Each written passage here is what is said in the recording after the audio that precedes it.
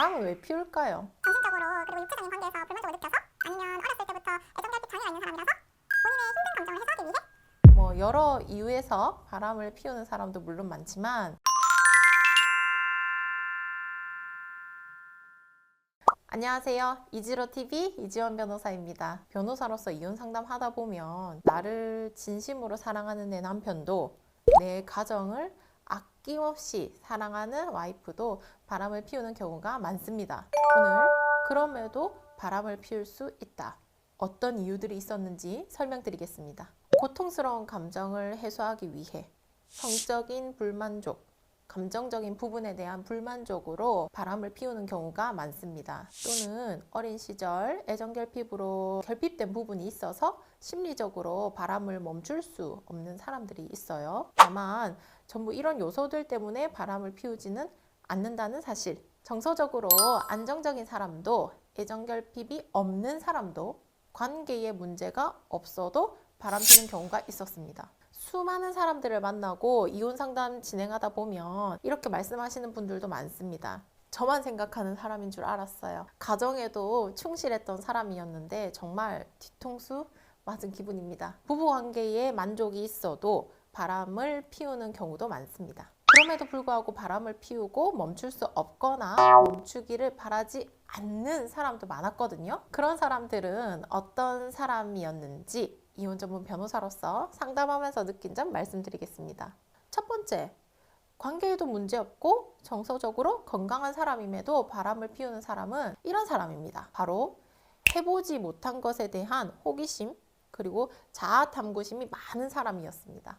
제가 이혼을 방어하는 입장에서 또 이혼을 하고자 하는 입장에서도 상담을 진행하지만 양측의 입장을 들었을 때 관계에 문제가 없었음에도 가정을 지키고자 하는 그런 마음이 충분했음에도 불구하고 바람을 피워서 이 사단을 낸 사람은 그보다 더 탐구심과 호기심이 큰 사람이었는데요. 성격의 문제가 아닌 자기 성장과 경험, 본인의 삶을 더 경험하기 위한 욕구가 큰 사람이었습니다. 심리적으로 이런 충동이 강한 사람은 가정에 대한 소중함과 배우자에 대한 마음이 커도 바람을 피우는 경우가 있었습니다. 때문에 이런 사람은 새로운 관계에 대한 상대방을 향한 마음보다는 본인의 경험과 만족감이 우선인 경우가 많아요. 그래서 지나치게 본인의 경험 가치를 우선시하는 사람인 경우 조심하셔야겠습니다.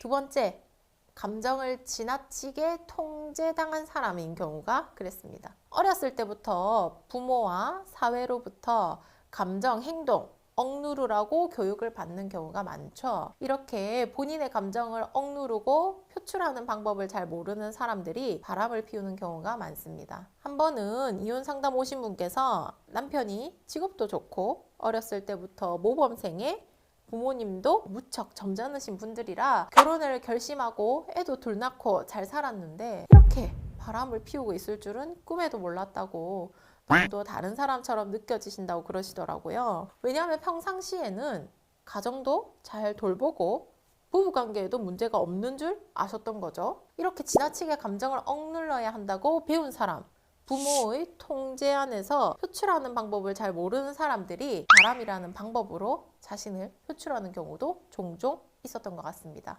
마지막으로 자기 합리화를 잘 하는 사람들 주로 그랬는데요. 인생을 살아가면서 죄책감과 자책감에서 벗어나기 위해서 자기 합리화가 어느 정도는 필요하다고 생각해요. 근데 이게 강한 사람은 바람을 피우고 자신의 입장을 정당화하려고 심리적인 방어 기제가 강해지는 경우가 있습니다. 예를 들면 내가 바람을 피운 건 네 탓이야.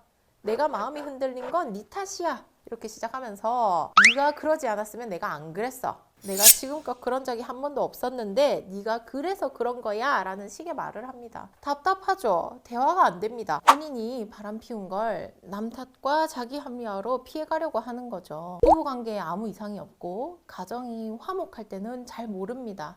그런 부분이 본인 주관이 있어야 보이는 거죠. 근데 이런 경우 결혼해서 바람을 피우면 소위 가스라이팅 시작되는 거예요. 대화 자체가 힘들어집니다. 심리적으로 건강하다고 느껴도 가정이 화목하다고 봐도 우리 관계에 아무 이상이 없다 생각해도 바람 피우는 경우를 너무 많이 봐왔기 때문에 오늘은 이런 부분을 좀 더 면밀히 살펴봤으면 하는 마음에서 준비했습니다. 또 바람, 분류는 그 어떤 상황에서도 합리화할 수 없다는 거 말씀드리고 싶습니다. 장기적으로 봤을 때 오히려 본인에게 절대 득이 될 것이 없습니다. 이런 이유로 바람을 생각하거나 혹은 진행되고 있다면 멈추시고요. 안정적인 관계를 위해서는 큰 노력이 필요하다는 거 꼭 명심하시기 바랍니다. 오늘 영상도 잘 보셨다면 좋아요, 구독 부탁드립니다. 다음번에도 더 좋은 영상 준비해서 인사드리겠습니다. 감사합니다.